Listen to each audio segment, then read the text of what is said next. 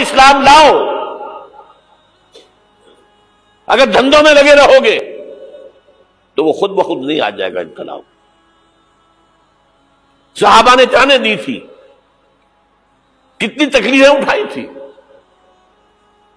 12 برس تک مکی دور کے اندر با نشہ درویشی در ساد و دمادم زن جو پختہ شبی خدرا بر سلطنت جم سن. یوم طائف یاد ہے جو حضرت عائشہ فرماتی ہے کہ میں نے پوچھا تھا حضور سے کہ یوم احد سے زیادہ سختی بھی آپ پر کبھی آئی؟ یوم احد پر کیا ہوا تھا؟ تلوار کا وار پڑا تھا آپ کے چہرے مبارک. یہ جو رخسار کی ہڈی ہے اس کے اندر وار گیا ہے. اوپر خود کی 2 کڑیاں تھیں وہ اس میں گھس گئیں.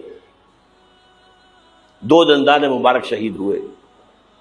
وہ خود کی کڑیاں ایک صحابی نے اپنے دانتوں سے پکڑ کے کھینچنے کی کوشش کی، دانت نکل گئے، وہ نہیں نکلی. کیا جتن کر کے نکالی گئی ہوگی تو خون کا فوارہ آیا. اتنا خون گیا ہے کہ آپ بے ہوش ہو گئے، گر گئے، اور مشہور یہ ہو گیا کہ آپ کا تو انتقال ہو گیا، شہادت ہو گئی. یہ سیرت کبھی پڑھی ہے؟ حضرت عائشہ کے ہوش کا تو یہی دور تھا نا.